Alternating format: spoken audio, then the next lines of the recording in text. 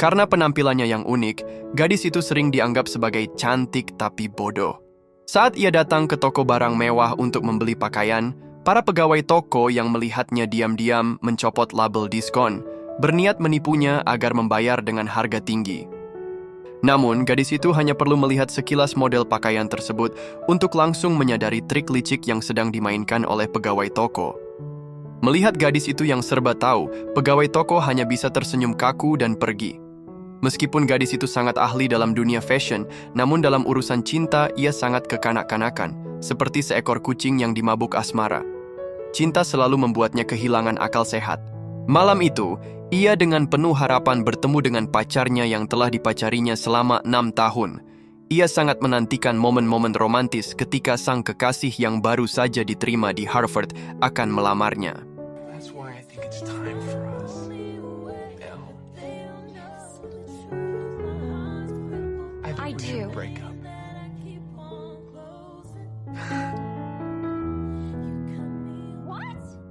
Gadis itu sama sekali tidak menyangka bahwa kata-kata sang pacar selanjutnya justru akan semakin menusuk hati.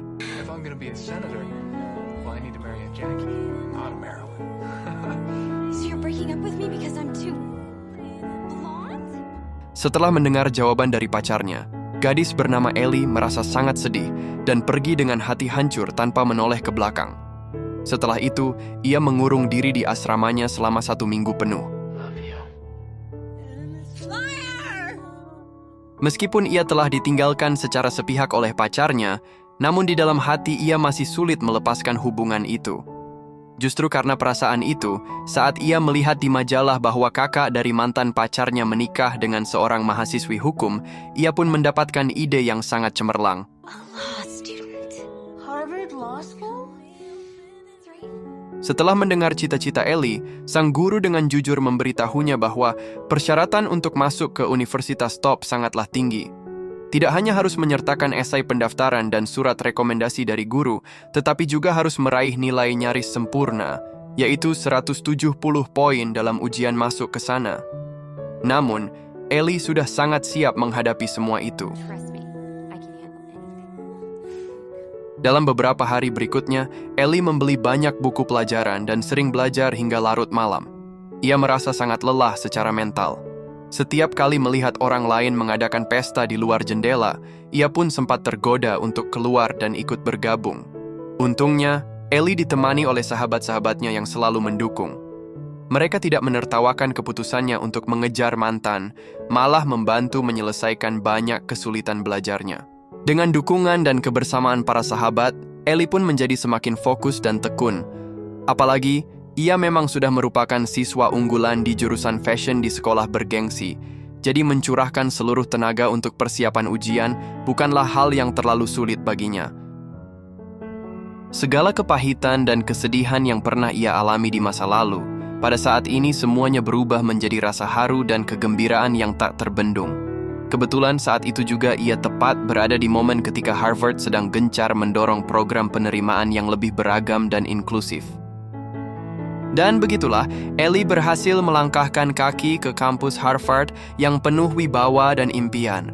Namun, pada hari pertama masuk, ia langsung menarik perhatian seluruh kampus karena gaya berpakaiannya yang unik. Ia tampil layaknya Barbie berbalut warna pink, membuat semua orang terpana dan memperhatikannya. Para senior pun tak bisa menahan diri untuk melontarkan ejekan-ejekan pedas kepadanya. Namun, tatapan para mahasiswa lain yang seolah-olah sedang menonton pertunjukan sama sekali tidak melukai Ellie secara nyata. Ia tetap mempertahankan senyumnya yang cerah seperti sinar matahari, penuh kepercayaan diri, dan memancarkan pesonanya sendiri dalam dunianya. Secara kebetulan, pada hari pertama kuliah, Ellie bertemu mantan pacarnya di koridor. Melihat Ellie, sang mantan pun secara refleks mengira bahwa Ellie datang untuk mengajaknya balikan. No, silly. I go here. You got into Harvard Law? What, like it's hard? Sebelum mantan pacarnya sempat menjawab, Ellie langsung berbalik dan pergi. Namun, hanya dia sendiri yang tahu bahwa sebenarnya ia benar-benar berharap mantan pacarnya akan berubah pikiran dan kembali padanya. Karena tidak mencari tahu terlebih dahulu tentang metode belajar di kampus, saat semua mahasiswa lain sudah membawa laptop untuk mencatat materi, hanya Ellie yang datang dengan perlengkapan tulis biasa yang tampak agak berlebihan, sambil tersenyum polos dan celingukan ke sana kemari. Melihat tingkahnya, dosen perempuan yang sedang mengajar pun tak bisa menahan tawa kecil. Ia lalu perlahan mendekat dan mengajukan sebuah pertanyaan pada Ellie. Tapi Ellie sama sekali tidak tahu jawabannya dan hanya menatap bingung. Akhirnya, sang dosen pun terpaksa mengalihkan pertanyaan itu kepada mahasiswi di bangku belakang. Do you think it's acceptable that Ms. Woods is not prepared? No. Would you support my decision to ask her to leave class and to return only when she is prepared? Absolutely.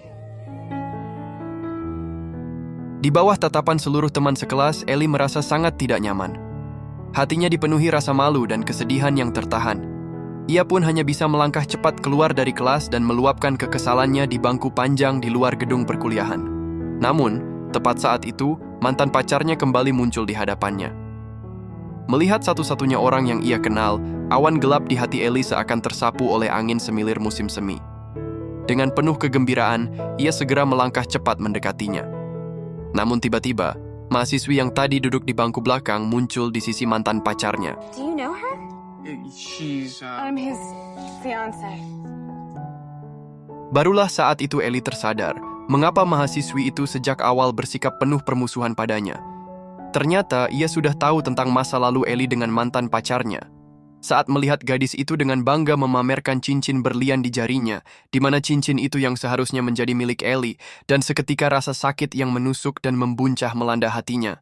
Tak punya pilihan lain, Ellie pun kembali melarikan diri dengan panik. Tidak tahu harus kemana, ia akhirnya mendatangi sahabatnya dan menangis sambil menceritakan semuanya. Sebagai mahasiswa baru, ia telah berjuang mati-matian untuk bisa masuk fakultas hukum demi mantan pacarnya. Namun tak disangka, pria itu ternyata begitu tegak dan kini sudah memiliki pasangan baru. Melihat Ellie yang begitu terobsesi pada cinta, sahabatnya hanya bisa menenangkannya sambil berkata, "Kalau begitu, rebut dia kembali." Kalimat itu langsung mengenai tepat di lubuk hati Ellie yang terdalam. Saat masuk kelas lagi, Ellie menatap sang saingan dengan penuh tekad. Ia sengaja bersikap genit pada mantan pacarnya di depan gadis itu, lalu menunjukkan sikap seolah dirinya adalah pemenang. Hal itu justru semakin membakar semangat Ellie untuk merebut kembali pria yang pernah ia cintai. I changed my mind. I picked the dangerous one because I'm not afraid of a challenge. Ia selalu muncul di hadapan mereka berdua, bahkan kerap membawa makanan penutup yang lezat, berharap bisa bergabung dalam kelompok belajar mereka. Melihat kue favoritnya, sang mantan mencoba membujuk Ellie untuk ikut bergabung. Namun, hanya dengan satu tatapan dari pacar barunya, ia pun terpaksa menolak Ellie dalam diam. Sejak awal, mahasiswi itu sudah memasang banyak siasat untuk menjaga jarak antara Ellie dan mantannya. Tanpa Ellie sadari, gadis itu telah menanamkan kesan buruk tentang dirinya di benak teman-teman sekelas. Bahkan, ia sampai menyuruh orang lain untuk berbohong, menipu Ellie agar menghadiri sebuah pesta yang katanya penting. Tapi saat Ellie datang ke sana dengan mengenakan pakaian favoritnya dan penuh semangat, yang terjadi justru sebaliknya. Oh my God. Dalam sekejap, Ellie langsung menyadari bahwa dirinya telah ditipu. Namun tak lama kemudian, senyum tenang dan penuh percaya diri pun muncul di wajahnya.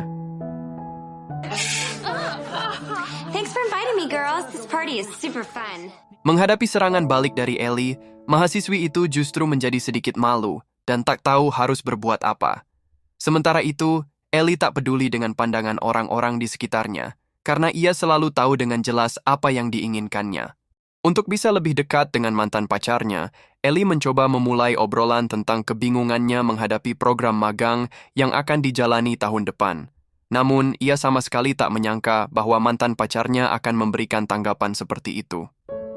Well, come on, you're never gonna get the grades to qualify for one of those spots. You're not smart enough, sweetie. Wait, am I on glue or did we not get into the same law school, Warner? Well, yeah, but come on, Elle, be serious. You can do something more valuable with your time. Kalimat itu terasa seperti pukulan palu yang berat, membuat Ellie sadar dengan sangat jelas bahwa dirinya telah berubah menjadi badut yang berlari membabi buta demi cinta. I'm never gonna be good enough for you, am I? Meskipun mantan pacarnya tidak memberikan jawaban yang jelas, dari ekspresi dan tatapannya, Ellie sudah bisa membaca jawabannya.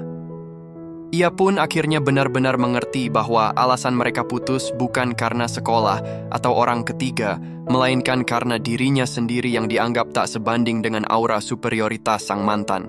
Kesadaran itu menyadarkannya sepenuhnya. Ia memutuskan untuk berhenti menjadi seseorang yang hidup hanya demi orang lain dan cinta. Sepulang dari pesta, Ellie langsung membeli sebuah laptop dan mulai belajar berbagai hal tanpa membuang waktu. Saat berlari, ia tetap belajar. Bahkan saat menata rambut, ia tak berhenti membaca. Seolah-olah satu-satunya hal yang ia lupakan hanyalah mantan pacarnya, karena kini yang tersisa dalam hidupnya hanyalah belajar. Saat dosen melontarkan pertanyaan di kelas, Ellie yang dulu hanya bisa terdiam, kini mampu menjawab dengan lancar dan percaya diri. Setiap kali mendapat pengakuan dari dosen, rasa percaya dirinya pun semakin tumbuh. Namun, momen yang benar-benar membuat Ellie merasakan kekuatan hukum adalah saat ia membantu sahabatnya merebut kembali anjing kesayangannya.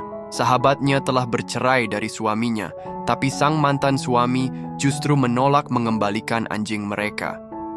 Ellie pun menemani sahabatnya untuk mengambil kembali anjing itu. Namun mereka justru dihadapkan pada sikap angkuh dan menyebalkan dari si mantan suami. Hal itu membuat sahabatnya yang biasanya ceria, tampak ketakutan dan ragu. Melihat hal itu, Ellie merasa ini sudah kelewatan. Ia pun segera mengenakan kacamatanya dan dengan penuh tekad melangkah langsung ke hadapan pria itu. I'm Elle Woods, Miss Bonafonte's attorney, and I'm here to discuss the legal situation at hand. Menghadapi pria bertubuh besar dan kekar di depannya, Ellie sama sekali tidak menunjukkan rasa takut. Sebaliknya, ucapannya semakin lancar dan sikapnya pun semakin tegas. Tanpa disadari, sahabatnya pun ikut terbawa oleh semangat dan keberanian yang terpancar dari Ellie. I'm taking the dog. Dumbass. We did it! Saat mendengar sahabatnya memujinya karena baru saja memancarkan aura yang luar biasa, Ellie pun sadar bahwa itulah kekuatan yang diberikan hukum kepadanya. Ia mulai menyadari bahwa dirinya memang memiliki bakat istimewa dalam bidang hukum.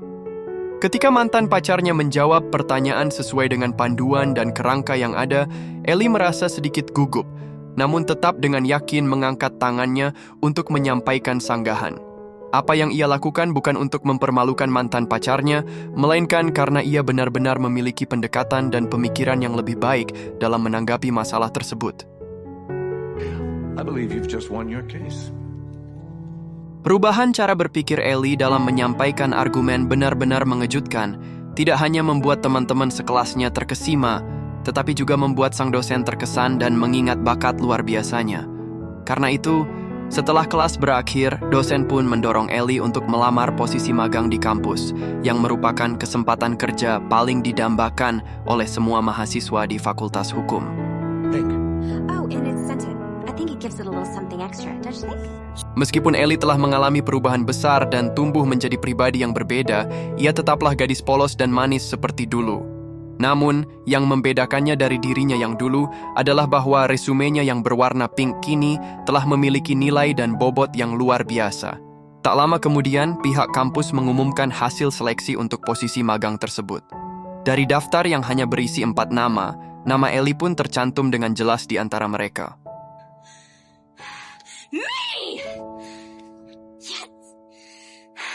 Dengan senyum di wajah dan langkah tenang, ia berjalan tergesa-gesa menuju mantan pacarnya. Do you remember when we spent those 4 amazing hours in the hot tub after winter formal? Yeah, no. This is so much better than that! Excuse me, I have some shopping to do. 4 hours. Yang terpilih bersama Ellie adalah mantan pacarnya dan mahasiswi yang juga menjadi saingannya. Kasus pertama yang harus mereka tangani adalah sebuah kasus pembunuhan yang sangat rumit. Seorang pria berusia 65 tahun ditemukan tewas tertembak di rumahnya. Saat kejadian, satu-satunya orang yang berada di dekatnya adalah istri mudanya yang cantik, pernikahan kedua bagi sang wanita. Ketika polisi tiba di tempat kejadian, wanita itu berdiri di dalam rumah dalam kondisi berlumuran darah. Putri sang pria dan petugas kebersihan sama-sama menyatakan bahwa hanya mereka berdua yang berada di lokasi, sehingga wanita itu langsung dijadikan tersangka utama. Namun, sang wanita bersikeras bahwa dirinya tidak bersalah. Why would I kill my husband? Insurance? A love affair, pure, unadulterated hatred? Meskipun profesor yang membimbing mereka menjadi penanggung jawab dalam pembelaan kasus ini, ia tidak bisa begitu saja mempercayai perkataan sang wanita. Walaupun wanita itu adalah pelatih kebugaran terkenal dengan penghasilan yang sangat stabil, usianya yang sudah 40 tahun membuat semua orang di tempat itu sulit membayangkan bahwa pernikahannya dengan sang pria tua dilandasi cinta. Tuduhan membunuh suami demi uang warisan tampaknya lebih masuk akal bagi mereka. Ucapan-ucapan profesor yang tajam membuat wanita itu marah, apalagi ia juga menolak memberikan alibi untuk membuktikan bahwa dirinya tidak berada di tempat kejadian. Akhirnya, pertemuan pertama mereka pun berakhir tanpa hasil dan penuh ketegangan. Namun, saat semua orang hendak pergi, hanya Ellie yang tetap tersenyum dan dengan ramah menghampiri sang wanita untuk mengajaknya mengobrol. I'm a Delta Nu, and I'm a huge fan of yours. You took my class in LA. Menghadapi sikap yang ditunjukkan Ellie, sang wanita pun perlahan mulai melunak. Thank God one of you has a brain. Dalam percakapan-percakapan selanjutnya, Ellie selalu menyiapkan terlebih dahulu barang-barang yang mungkin dibutuhkan oleh sang wanita. Karena mereka memiliki hobi yang sama, Ellie benar-benar memahami apa yang sebenarnya dibutuhkan oleh wanita itu. Melihat ketulusan Ellie dalam memahami dirinya, mata sang wanita pun berkaca-kaca, hatinya sangat tersentuh. Akhirnya, ia pun memutuskan untuk menceritakan kepada Ellie alibi yang dimilikinya pada saat kejadian. I was getting Huh? liposuction! Alasan ia menyembunyikan kebenaran adalah karena ia tidak ingin kehilangan satu-satunya pekerjaannya. Brooke, your secret's safe with me. Thank you. Ellie menepati ucapannya. Meskipun di firma hukum ia terus-menerus mendapat pertanyaan tajam dari sang profesor, ia tetap teguh menjelaskan bahwa dirinya belum memperoleh jawaban apapun. Namun, tampaknya semua orang di firma hukum menyadari bahwa Ellie sebenarnya sudah mendapatkan jawabannya. Pada saat itulah, mantan pacarnya pun mulai mempertimbangkan dan memikirkan Ellie dengan lebih serius. Tell him he'll probably hire you as a summer associate. Who cares about Brooke? Think about yourself. I gave her my word, Warner. So what? Mantan pacarnya tidak menyadari bahwa Jenny, yang berada di belakangnya, juga mendengar semua perkataannya. Oleh karena itu, saat Ellie sedang sendirian mempelajari rincian dan kesaksian kasus, Jenny tiba-tiba datang ke kamarnya dengan alasan ingin melihat berkas kesaksian, lalu mulai mengajaknya mengobrol. No, Elle, I still can't believe you didn't tell Callahan the alibi. It's not my alibi to tell. I know. And I thought that was very classy of you. Untuk pertama kalinya, mereka duduk bersama sebagai sesama mahasiswa. Dari membahas perlakuan berbeda yang diberikan profesor kepada setiap orang, hingga membicarakan rasa superioritas tanpa batas yang ditunjukkan mantan pacarnya, mereka mengeluhkan semuanya layaknya dua sahabat lama yang saling curhat. Jenny pun mulai lebih terbuka kepada Ellie dan mendekat padanya, bahkan mengungkapkan bahwa sebenarnya mantan pacarnya tidak benar-benar lolos ke Harvard. Keberadaannya di sana sepenuhnya berkat bantuan keluarganya. You're kidding. Pada saat itu, mereka saling menatap dan tertawa, tak percaya bahwa selama ini mereka saling bersaing demi seorang pria seperti itu. Di momen itulah Ellie akhirnya merasa lega dan melepaskan semua keraguan yang selama ini mengganggunya. Dalam obrolan selanjutnya, keduanya perlahan berubah dari musuh menjadi teman, bahkan mulai melihat sisi-sisi menyenangkan dalam diri satu sama lain. Tak lama kemudian, tibalah hari persidangan. Para saksi mata mulai memberikan kesaksian satu persatu. Mantan istri sang pria bahkan secara blak-blakan menyatakan bahwa wanita yang menjadi terdakwa memiliki hubungan gelap dengan petugas kebersihan rumah, dan karena itulah ia diyakini tega melakukan pembunuhan keji tersebut. Yang mengejutkan semua orang, saat petugas kebersihan bersaksi, ia tidak sedikit pun menyembunyikan fakta ia justru secara terbuka mengakui adanya hubungan terlarang dengan wanita itu. Situasi pun seketika menjadi rumit dan seolah semua bukti mengarah pada wanita sebagai pelaku pembunuhan. Namun, Ellie merasa bahwa segalanya berkembang terlalu cepat dan terlalu mudah. Belum sempat ia menyelidiki lebih jauh, sebuah bukti baru muncul tepat di hadapannya. Saat jeda persidangan dan Ellie baru saja hendak meminum air, petugas kebersihan tiba-tiba menyerobot masuk dan berdiri tepat di depannya.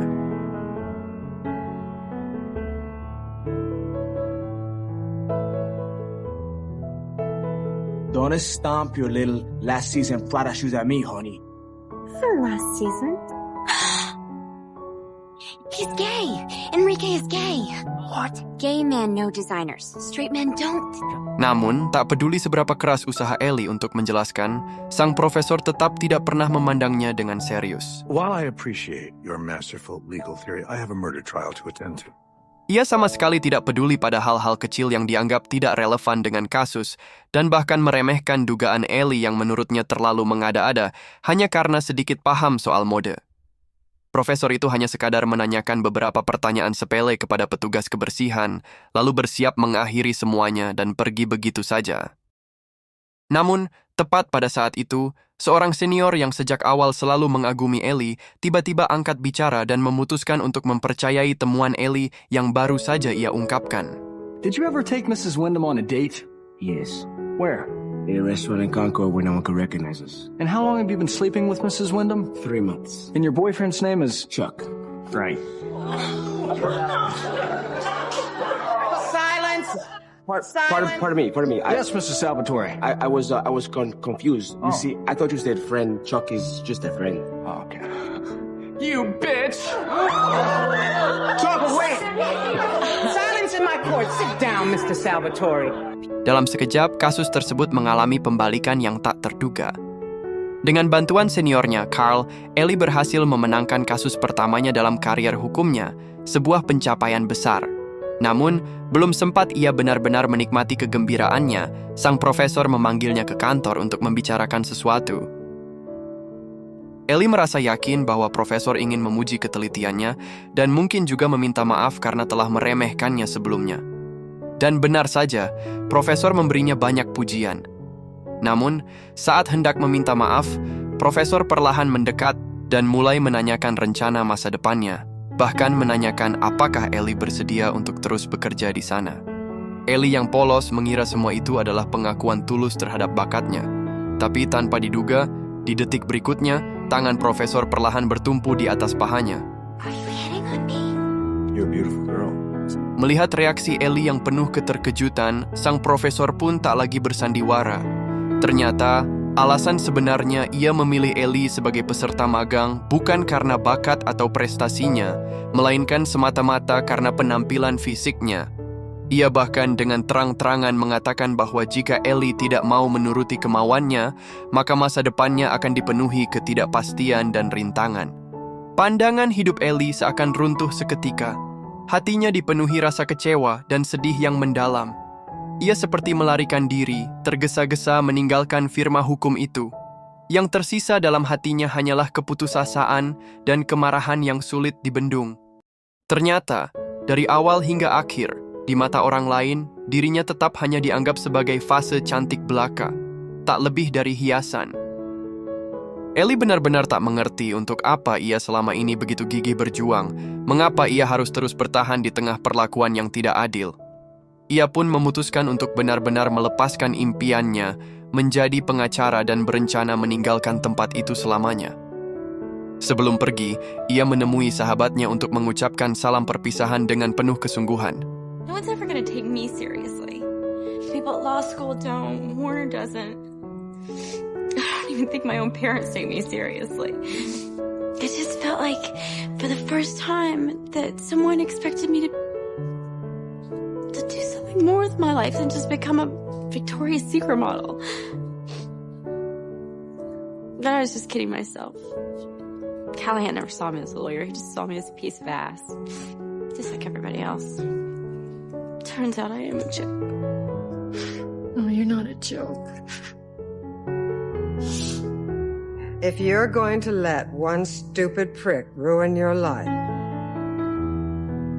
the girl I thought? Tiba-tiba, profesor wanita yang dulu pernah mengusir Ellie dari kelas muncul kembali.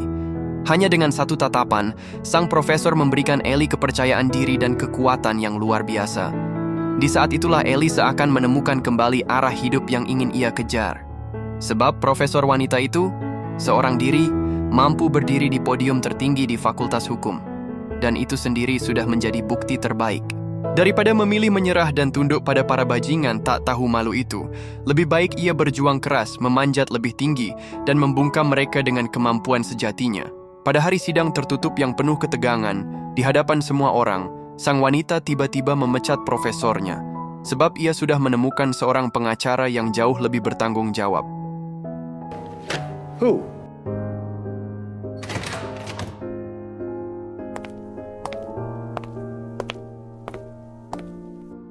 Saat kembali ke ruang sidang, Ellie tampil dengan kepercayaan diri yang jauh lebih besar dari sebelumnya.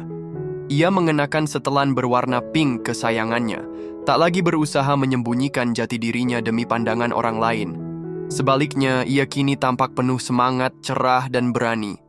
Aura yang ia pancarkan seolah telah lebih dulu meyakinkan semua orang akan kemampuan hebat yang dimilikinya. Tanpa ragu, ia berjalan ke hadapan sang profesor dan langsung mencoret namanya dari kasus tersebut, menyingkirkannya dengan tegas dari posisi yang tidak lagi pantas ia duduki.